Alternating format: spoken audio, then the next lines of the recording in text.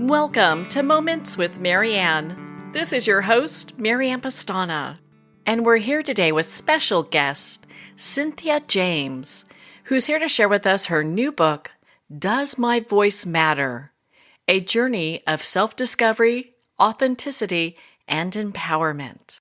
So Cynthia is a transformational specialist and one of today's brightest and best loved inspirational leaders and teachers guiding thousands of people to make changes at deep levels for lasting healing in their lives. Whether coaching, speaking, or teaching, Cynthia invites participants into inquiry, introspection, and integration. She also has completed 2 master degree programs, one in consciousness studies from the Holmes Institute, where she was awarded the honor of distinguished alumni, and the other in spiritual psychology from the University of Santa Monica. Now, Cynthia has appeared in movies, The Sacred Journey of the Heart and Leap. She has facilitated hundreds of workshops, seminars, and keynote speeches, including Celebrate Your Life, Omega Institute, Woman Arising, The Gift and Shift, and Colorado Behavioral Healthcare Council. So welcome to the show, Cynthia James. Thank you so much. I'm so happy to be with you, Marianne. Oh my goodness. I love the last talk we had. I'm so excited we get to do this again. I've got to ask, what inspired you to write this book? Well, I've been on this planet for 7 decades, and it's taken me quite a lot of time to find my voice, to find my authenticity. And with all the people that I coach around the world and all the companies that I work with, that theme kept coming up. How do I find my voice? How do I bring my gifts? How do I stand in my power? How do I bring my authenticity? And so I thought, well, I can write a book about my journey and the things I've learned to see if it can support other people in doing the same. Well, I'm so glad you wrote the book. I felt real inspired by it. You just share so much of your story, and I cannot believe you've been here 7 decades. You look like you're in your early 50s, Thank you. Yes, but it's not just in physical appearance, it's also in spirit, because you just have this love for life. Yeah, I do. I'm very grateful. I remember one time walking down the road, and we live in the mountains, and I had this energy go over me, and it felt like, wow, I've been gifted to be in this body. I've been gifted to have this life on the planet, to experience thoughts, word, deeds, actions, all kinds of things. It's a gift. And so I feel like every moment, every morning I wake up, everything I experience, even the things I don't love, are part of the gift of being human. A lot of times we just take that for granted instead of really looking at all the gifts we do have. Absolutely. I love in your book how you start with chapter 1, born into a broken system. And I think a lot of people can really relate with that. Can you share about that with us? Yeah. So I was born into a system and a time when people of color were struggling. We were on welfare. There was a lot of addiction in our community. My biological father was an alcoholic. My stepfather was a pedophile and a wife beater. And the whole concept of struggle was the thread that ran through the community.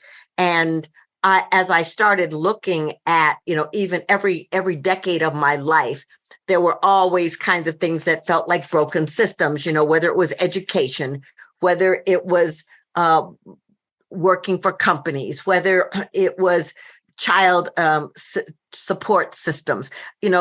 People were struggling, or politics, people were struggling to get out of the broken systems because we were all looking for a place to feel safe. We were all looking for a place to feel like there were advantages available, that there was access to a different life in a better world. And so I wanted to talk about that because the only thing that saved me in that part of my life was that I was a dreamer. and I would dream being beyond the system that I was living in. I love that. I think that part really is so important for people, just to hold on to their dreams, because just like it was the year you were born, it seems like a lot of people even now are kind of in this survival mode. Oh, completely. And people don't know where to go to get the assistance, I mean, our child support system where we're supposed to be taking care of children is broken, and foster homes aren't working, and institutions for kids aren't working. The places where in work environments where people want to grow and expand, they feel like they've hit ceilings and they don't know how to move beyond it. I mean, I just feel like we're all wanting a chance to be bright, to shine, and to bring our gifts. And there seem to be many roadblocks all along the way. Yes, it seems that in many, just from one generation to another, we get to this point where we feel so disconnected from humanity. Yeah. And we forget that we all want the same things, We all want to feel loved. We all want to feel supported. We all want to feel like we've got a chance to be our best selves and live our best life. I think that's all that we could really ask for, is to, in our authentic self, bring our gifts to the table and just enjoy life, regardless what that looks like. We all don't have to have $10 billion or drive a fancy sports car, all those, there's nothing wrong with those things, but it just to really appreciate where we're at. Yeah. And to realize that where you're at in the moment is only the moment. You have the potential within you to create something new if what's happening doesn't work for you. You have the potential within you to create a new life, or to make a different choice, or to step through another portal of possibility. In your first chapter, you have these exercises that you have people do. And I was so impressed with this, because you talk about for people to, let's explore your childhood and see what beliefs you've been holding on to. And it's interesting. I don't think a lot of people think about that. Well, no, I mean, and listen, your environment, your familial structure, the culture, the political atmosphere, all of that is influencing you, whether you realize it or not. And so I wanted people to just pause and look at, okay, where did I come from and how did it influence me? And am I still operating from the old paradigms and the old belief systems and the old structures? Or have I moved beyond that? I mean, because if you've moved beyond it, I mean, that's a time of celebration. That's a time to look and go, oh, look what I've done to change. And, ooh, is there something more? It's all about that something more. Yeah, because you hear about families where they label children. It's like, oh, this is the smart one, and this one, well, she might be pretty, but she can't do much, or he's a football player. So children start finding themselves in these categories that maybe, I mean, more likely doesn't suit them. Well, yeah, and we're not really taught about the different brain types that we have. That we all grow at different rates. We all have different ways of thinking and seeing and perceiving. And a lot of times, children have been judged on fitting inside of a container. I was teaching a class the other day, and the student in the class said, I always felt like I was in a box. I always felt like they didn't see me, because they wanted her to look a certain way and be a certain way. But, we're all individual imprints. We all come here with different identities and ways of being and ways of thinking and ways of creating. And if we get put in a box, then a lot of times we will stay in there to feel loved or validated or whatever the case may be. But there's something else inside that is going, no, this is not who I am. This is not who I've come here to be. You often hear of parents telling, at least it was in my generation, and I believe in prior generations too, where they talk about children should be seen, not heard. Yeah. And so from an early age, they're telling you don't say anything. Well, yeah. And why would the universe put you on the planet and then tell you to shut up? It I have makes no no sense to idea. me. Yeah. I mean, looking back, I'm like, that's just crazy. But so many people go through that, and it's interesting. When I was reading your book, it made me realize there's probably people who are still kind of operating from some of those learned behaviors from their family. Oh, absolutely. And in fact, are still working the same kind of structures. It's like, I need to do more to be loved. I need to give more to be loved. I need to pull my energy back so that people don't think I'm too much. I get to try to go in there and fix everything so that people will feel safe. And all that from the childhood, when people aren't even asking for that in their lives, but they've been so trained that they're just operating, like there is no opportunity to do anything else. They're on autopilot. Do you find that people have a hard time dreaming about what their future could look like?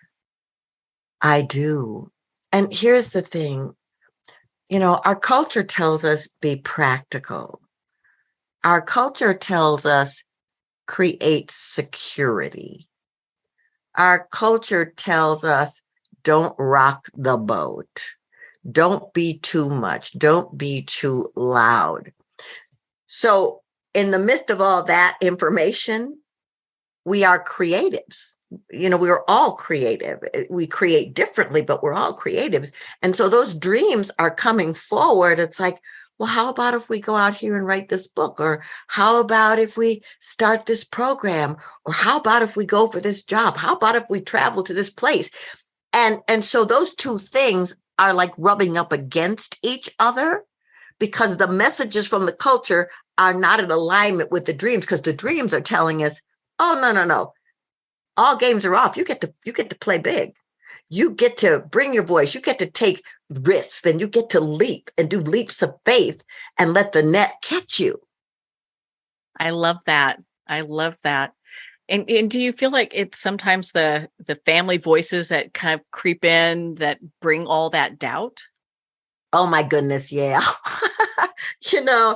My family's whole thing was we're going to the poorhouse, and nobody could tell us where it was or what it looked like, but we were all going there. So life was going to be a struggle, and we were going to have to rob Peter to pay Paul, and bills are going to pile up, and you were going to have to work two jobs in order to take care. I mean, the whole thing. And so I watched myself be a fulfilled prophecy of that stuff as I was growing up.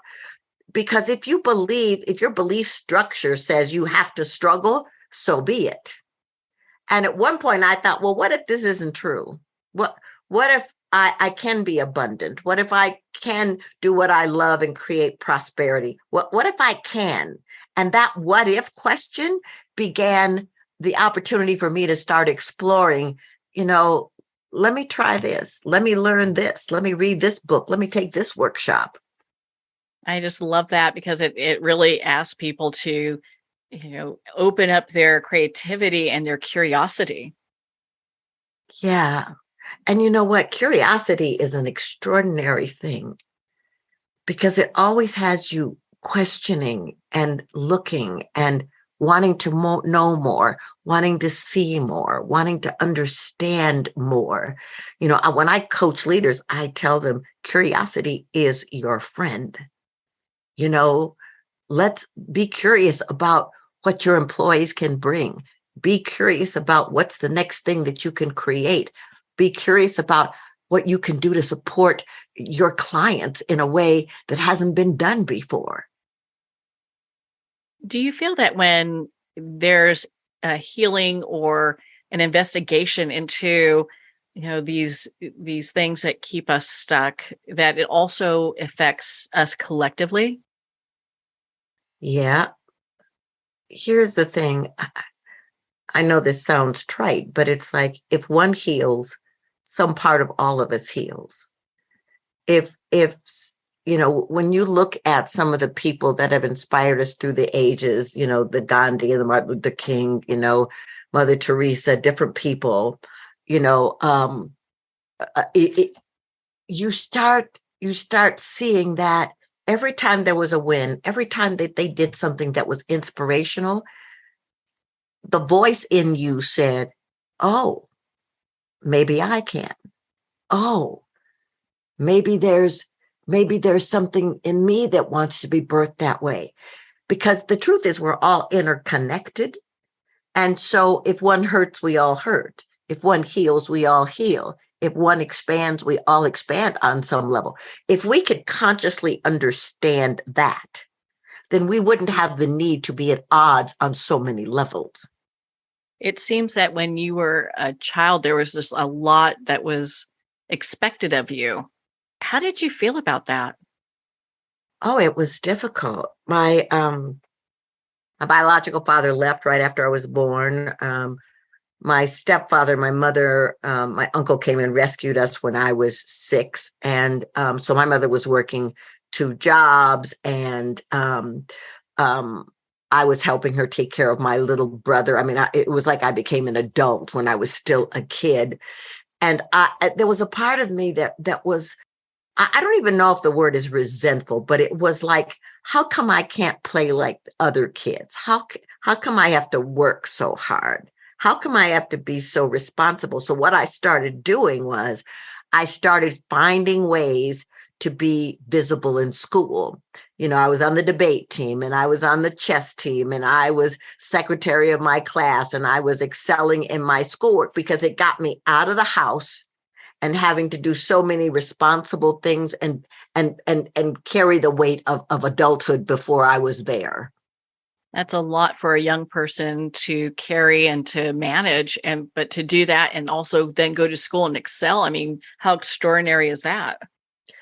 Well, you know what? I'm very grateful that I had that kind of a personality, because some of the people I grew up with, that wasn't their course. But I think I came on this planet to bring my voice in different ways. And my mother was really clear that education was an exit strategy from being in poverty. And so I think I caught that vision. And I also saw that the people in school that were the most successful were the ones that were doing things to make themselves visible. They were in the clubs, or they were, they were doing things. And I thought, well, I don't really know how to do all these things, but I'm going to put myself out there, even though it's scary, even though I could fail, but I'm not going to succeed in life if I just do nothing. Yeah, I think we'd be remiss if we didn't talk about what life was like in the 1950s and 60s, because I think in many ways, so many parallels to what we're experiencing today. Why don't you share a little bit about that time in history for you? It was an interesting time. I mean, at the same time, I Love Lucy was coming out, right? The first hydrogen bomb was being detonated. The Jonas Salk was discovering the polio vaccine when polio was really challenging. The U.S. Supreme Court ruled that racial segregation was unconstitutional in public schools, and that started the whole thing with Brown versus education. It was a time where people were fighting for change, and I didn't totally understand it. I didn't understand everything that was happening. Because in the 60s, is when Kennedy became president. And then, there was an assassination of him. I mean, civil rights with Martin Luther King were born. And it was so interesting because you were being told on one level, and I'm just going to speak as a woman of color, you were being told on one level to keep your head down and don't make waves and don't get in trouble. But you're watching where people are in the streets going, we're more than this. We deserve this. Stand up. And it was confusing. And yet it was planting seeds, a possibility of like, wow, well, what if I can be more? I mean, there was no way I would have known at that time what would have happened with women and people of color and laws and things. There was no way for me to know. But these people were way showers that were saying, now is the time to move out of slave mentality or being held hostage on some level, mental, emotional, physical level, and stand up for your rights. And it was like, wow, can we do that? Is that kind of the time where you really found your voice, or was it before? Oh no, it was starting to awaken. And I was starting to do things that were I would sing. I started to know that my singing impacted people.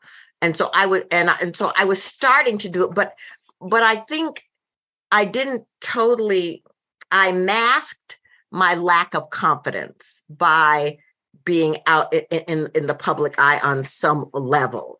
And I feel like it was the beginning of me saying, well, how can I show up in a way and create a life? Because I always wanted to travel.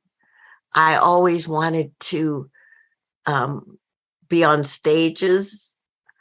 I didn't know how, so I just did little bits at a time. So I think the 50s and the 60s were me putting my toe in the water and seeing how far I could get out there and if I could swim.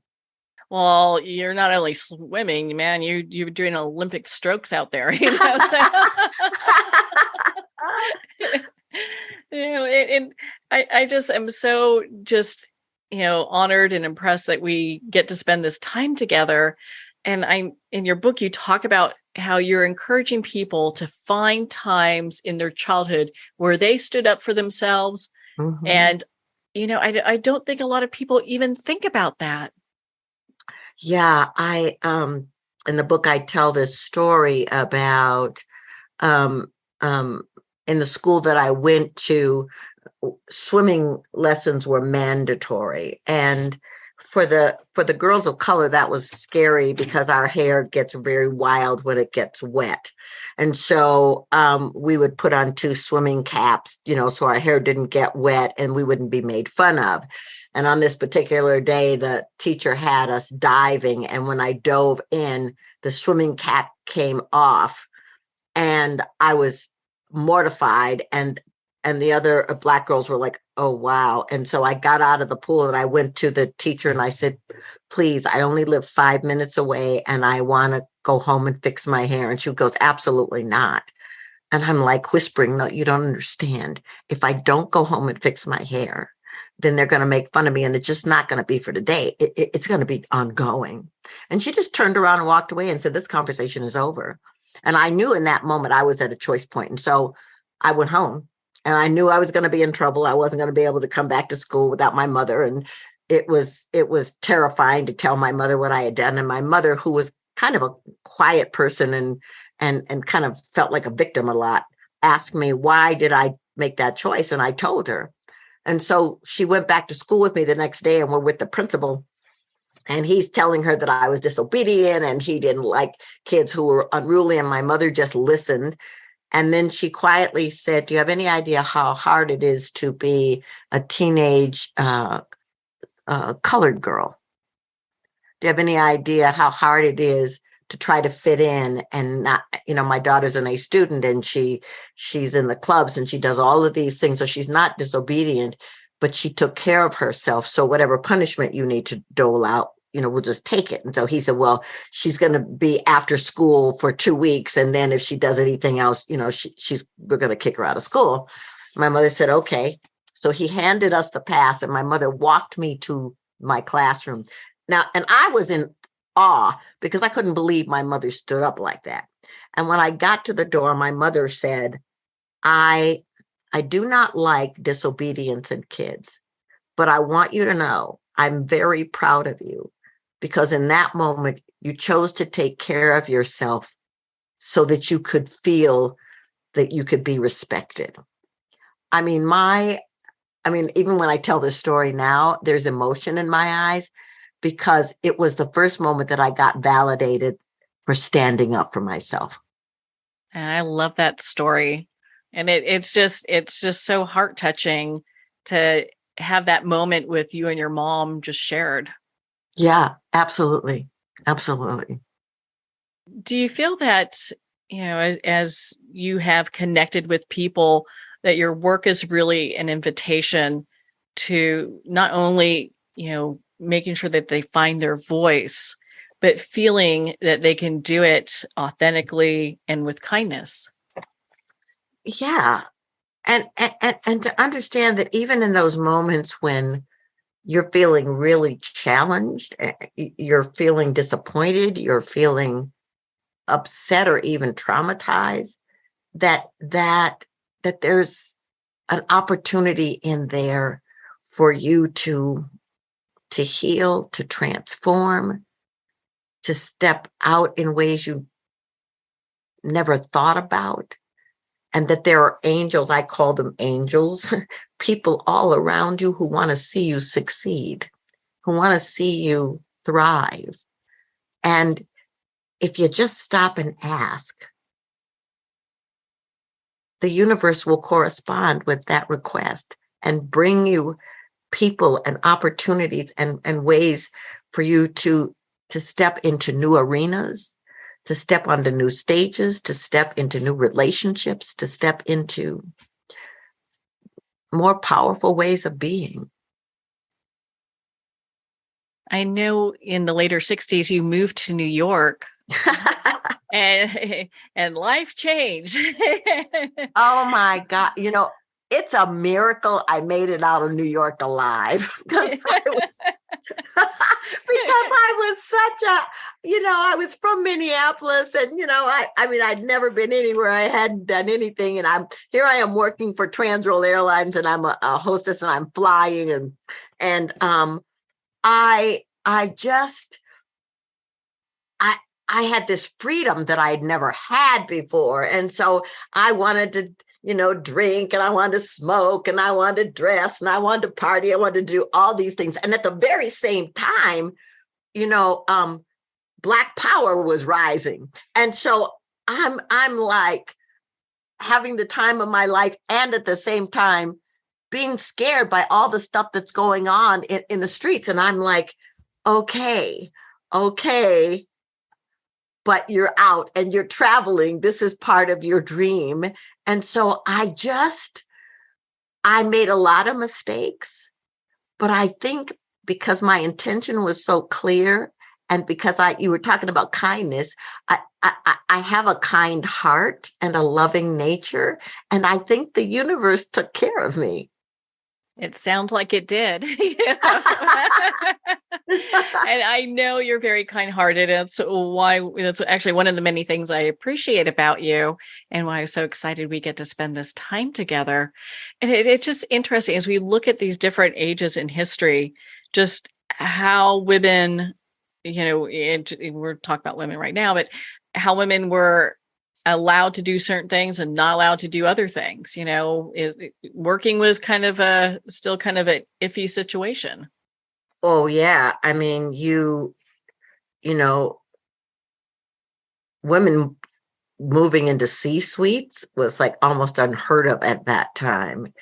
And the women that were kind of busting through those kinds of barriers, they had to fight hard or they were called names or they were pushed back or mistreated, um and yet for me as a young woman to see that there were women out there fighting for rights and in politics and working for companies and being established authors and in the medical profession, I and poets, I mean, I was like, wow, these women are saying, you can do this. You can step out. And it was so incredible for me. And that's why I feel like today, women like you and me, we get to say, we're just an example, but we're showing you it's possible. What's your dream? What do you want to manifest? What vision wants to come through you? Well, obviously, one of your visions was to travel and see the world. Absolutely. I mean, and I understand. I mean, you look like a model at this time, so it's like, hey, you're traveling, you're more independent. You have guys like throwing themselves at you. Yeah. How did you feel during that time? I think the word is free. And I think it was adventurous. I felt like I was getting to explore new things and meet new people and walk into spaces where my family could not have dreamed of. At that time, being a flight attendant was quite prestigious. And so we were invited to parties, and we were invited to, events and to meet, impressive people. And I just feel like, wow, it was a time of, yeah, I think freedom is the word. I felt so free, and I felt so excited about what was next. Have there been times in your life where you challenge yourself just to kind of get into remembering what, life was like as it kind of swings from one section to another? Yeah, there were a lot of times where I questioned choices I was making, what I was doing. Was this the right bridge to cross? Was this the right thing to say yes to? Was this the right relationship? But I really think that's a great part of the human journey, is that you get to question, and you get to go, oh, maybe that wasn't the right decision. Can I go here? I mean, I think that those moments, and sometimes I wasn't very kind to myself. I was kind of beating myself up of what were you thinking? But I think some of the great parts was really about opening myself to new ways of expressing and stepping through new doorways. Why do you find it's important for people to write down the things that have challenged them in their past? To get real. A lot of times we want a Pollyanna-ish. We want to go, oh, well, that wasn't that bad. And, oh, well, that was then and this is now. But, everything that's ever happened to us is encoded in our physiology. And so I think writing down your challenges, you get to look at those things, and then you get to say, what did I choose there? What did I choose there? What would I do differently there? You get to look at it and see where you won, see where you were like, oh, that probably wasn't the best choice for me to make, and see where you absolutely began to flower and emerge. It's just so remarkable the way how you've interwoven your story with events that happened and what life has been like. Because, I mean, it hasn't been that long ago that women had equal rights. I mean, it's kind of crazy to even say that.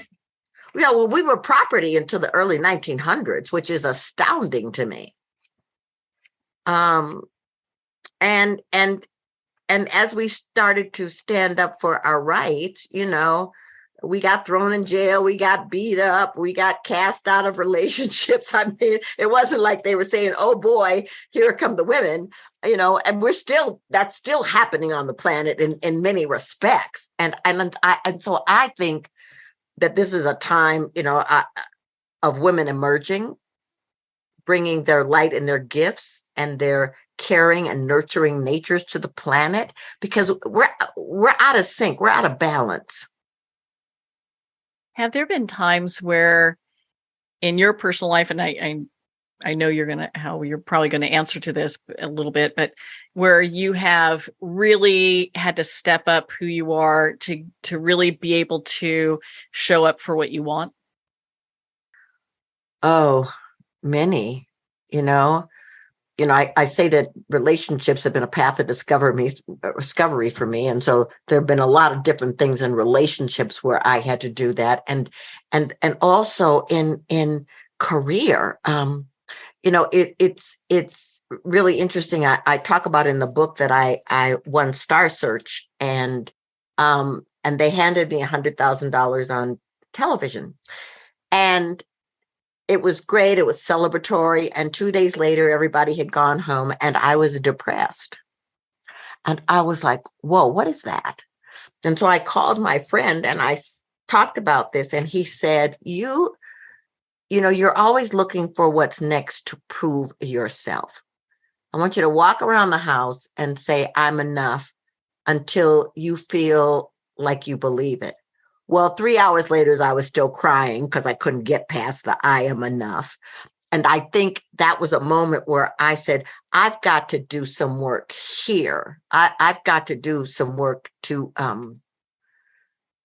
honor myself and stand up for myself and not need anybody else to validate me or approve of me, that who I am right now, today, is enough. And that was a turning point for me.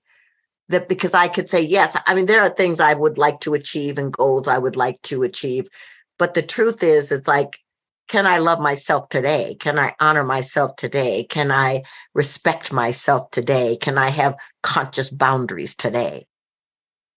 Well, I just congratulate you on that, because that's something that just about everyone deals with, that I'm not good enough, story. And it's one that can really affect people's lives if they don't work through that. Yeah, absolutely. Absolutely. And I think that's why, there's so many gifts today. There are podcasts like this. There are books. There are workshops. There are counselors and coaches and teachers and healers. I mean, there's so much available for people. And so what I say is, it's like, you cannot do this alone. Find a place, find someone or something that can help you see yourself truly, how beautiful you are, how brilliant you are, how fabulous you are. You have a quote in your book that I think has really just stuck with me. And it's, I believe that obstacles occur to invite us into a deeper understanding of our true calling and purpose. I mean, mic drop on that one. So what has led you to come to this realization? When I started looking back at my life, especially when I was writing this book, I started to see that these obstacles would come up. And it was like the dark before the dawn. Each time this obstacle would come up, and then there would be some opportunity or some choice that I would make, or some gift that would come in, or some invitation that would come in. And I started to go, oh, wow, maybe this is a part of the cycle of life, that these challenges, because we can't get through this life without a challenge or an obstacle, that these obstacles, really are the opportunities for us to really see what's available, to see that we're not alone, to see that there are different choices that will give us different outcomes. I mean, I just feel like for me, I'm grateful for every single thing that's happened to me, because it brought me to this moment. Some things I wouldn't wish on other people, but I'm grateful because it's made me who I am today. And I guess I would say that to anybody listening. Everything that's happened to you has made you who you are today. You get to choose how you want to go forward, but giving thanks for what has brought you here, I think, is a gift. I'd agree with you on that for sure. Just being able to be here, and I mean, there's so much to be grateful for. When we're looking to manifest what it is we want, how do we go about doing that? Because I know there's a lot of talk and doing it one way or doing it another way. What would you suggest? Well, the first thing I would say is pause. Really stop running, stop trying to create, stop trying to figure it out, and open to what lights you up. What are you passionate about? You know, write down the things that inspire you and ignite you, and then look at the ways in which you've sabotaged yourself, because those are the things you want to let go of so that these passion points can begin to grow and begin to blossom. And so I would say start with what you love and then start moving in the direction of your dreams and have accountability built in and have people support you that can hold the vision with you. So when did this spiritual aspect start intertwining in your story as well? Because I know I know you as this great spiritual teacher, and so I'd love to hear when that started. I grew up in a spiritual family. We were brought up African Methodist Episcopal. And my families, all the women in my families were kind of prophetic dreamers and stuff. So it was always there, but I always questioned dogma. I always questioned that there was only one way for you to connect with spirit, with God, universe, whatever you choose to call it. And so I think it was really in my 30s that I started exploring other possibilities, other religious paths, other spiritual paths, other spiritual teachers, because that whole thing that I spoke about earlier about interconnectivity, that I wanted to find out how that worked, how you could be brought up in one place, come up through a certain religion, be brought up in a certain way, and still find your way to universal principles. And so universal principles were exciting for me because it said, change your thinking, change your life, change the way you look at things and things will shift, change the way in which you operate and your brain will restructure and neural paths will change. That was exciting for me because it meant that I was a collaborator with the divine. I love that. It's such a great way to look at how our lives come together. And, so let's say someone's manifesting and they're able to manifest their dream. What does that mean? Have they arrived and now they can just manifest everything? They're ready to teach people, Oh yeah. Here's the hard part. There's no arrival, because when you get to where you are, there you are, and you still got stuff to learn and you still got ways to grow. But I think once you start to get that there's a way to manifest by changing your thinking and your ways of being and your behavior, then you start to understand it's a formula for success.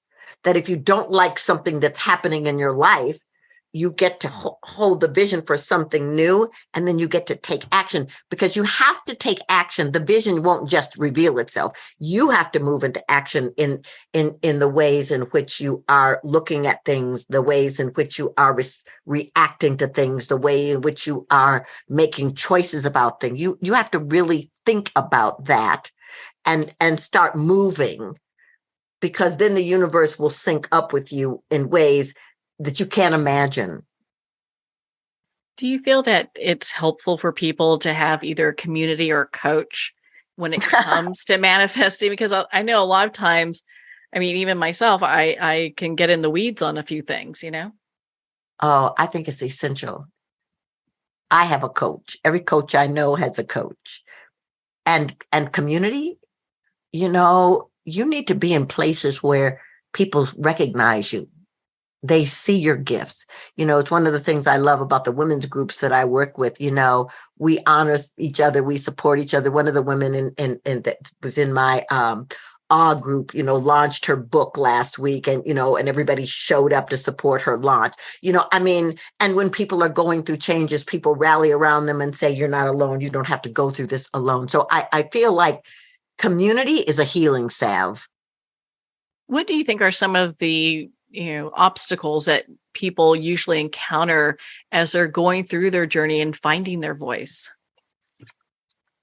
Self-doubt, wanting other people to validate their ideas or tell them that they're enough or that they can do it.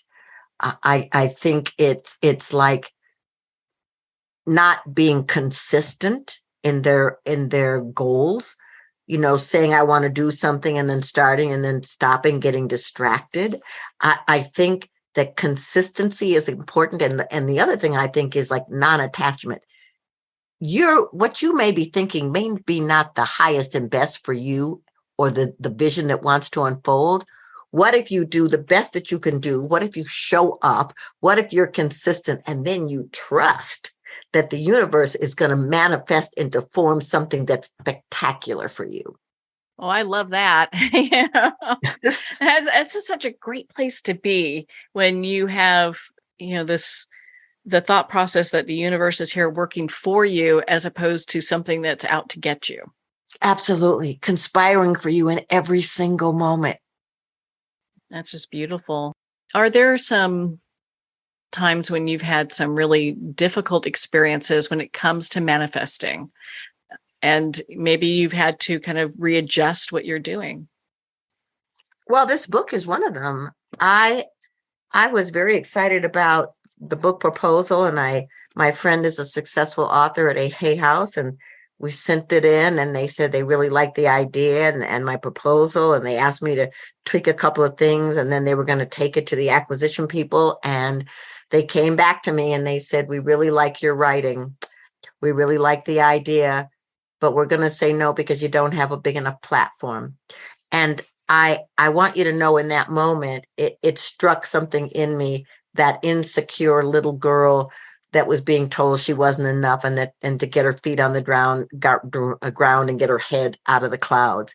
And so it took me some inner work and work with my coach and to really some catharsis through writing to get that first of all, no publisher is my source.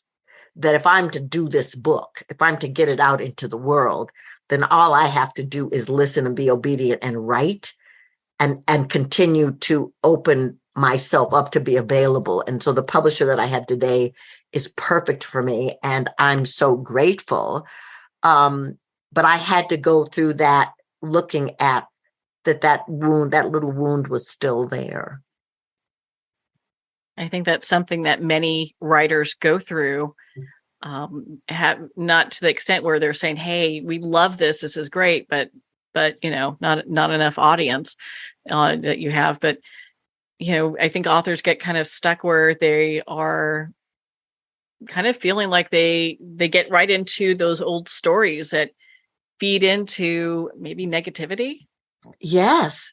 And questioning ourselves and doubting if the dream that lives within us, is possible, but that's the moment that you have to stop and you have to say, I'm here for a reason. What this calling, this thing in me, if it's in me, there's a delivery system for it. So what are your final thoughts for our listeners when it comes to finding their voice? Oh, listen, you are a masterpiece that is unfolding moment by moment. You're an unrepeatable imprint in this universe, on this planet.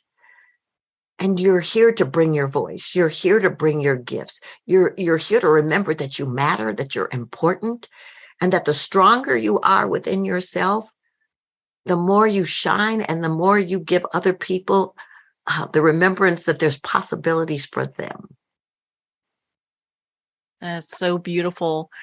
Well, Cynthia, I love your work, and my goodness, you have such amazing things that you do. You've got some great books. I know you help a lot of people work through different processes, and you're such an inspirational teacher. Where can people connect with you and be part of your community and learn more about you? Well, my website is cynthiajames.net, and the book website is doesmyvoicematter.com. Well, Cynthia, thank you so much for taking the time to be on the show with us here today. I love being with you, Marianne. Thank you. Well, thank you, Cynthia. It is always such an honor to spend time with you. You're one of my favorite people, and you provide such amazing light and inspiration in the world. Again, if you'd like to connect with Cynthia James, you can at her website, cynthiajames.net, for more information. There she has listed her upcoming events, including her newest program, Advanced Awareness Coaching, which offers depth, focus, and results for high-level business creatives. Cynthia also has several events coming up that you don't want to miss. So make sure to connect with her, join her newsletter, and become part of her community. Her book, Does My Voice Matter, is available at Amazon, Barnes & Noble, and all indie retailers. And if you don't see it on the shelf, ask for them to order it. And of course, support our indie bookstores.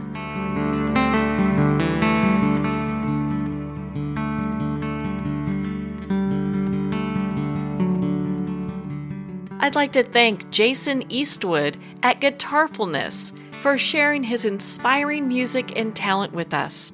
His music is known worldwide for cultivating atmospheres of harmony, inner peace, and clarity. Visit Jason's website at guitarfulness.com. Join his newsletter, be part of his community, and download his music.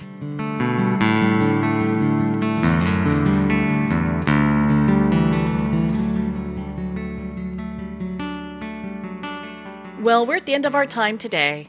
I'd like to thank everyone for tuning in. You've been listening to Moments with Marianne, where we make every moment count.